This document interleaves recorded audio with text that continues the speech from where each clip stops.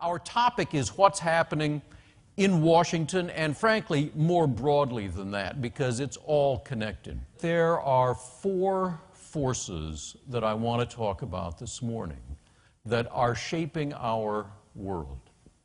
They're shaping everything we do, and I mean our world, your world, because these forces are going to impact economic growth where it is and isn't, regulation, taxes, cost of capital.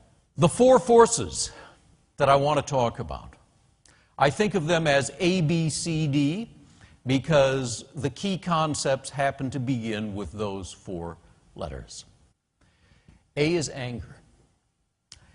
And it is a most amazing phenomenon because it really is worldwide.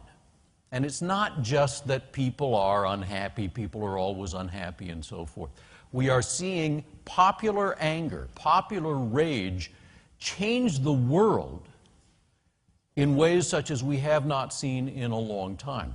Most dramatically this year in the Arab world, where we saw these incredible popular uprisings after generations that have changed the world, right? Tunisia, Egypt, Libya, now Syria, Yemen. Unimaginable, but this year it happened. What's behind it? What's really happening here? What's the big force? In the developing world, and this is important because it's a thing that people are not talking about very much, and it's often the concepts that people don't want to talk about that turn out to create the most trouble. In the developing world, it's corruption. And this is an issue we can't measure. It takes place in the dark, and so it's hard for us to follow. But in fact, we would be unwise to underestimate its power.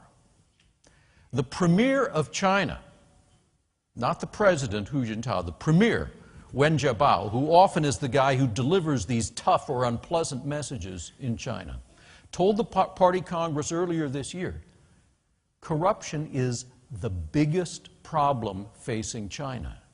Okay? Didn't mince words. The biggest problem facing China.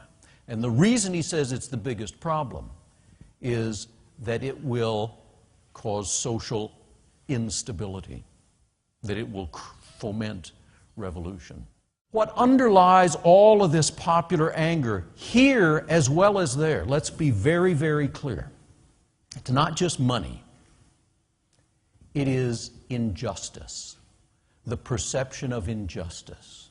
That's what gets people riled up. That's what finally pushes them over the edge.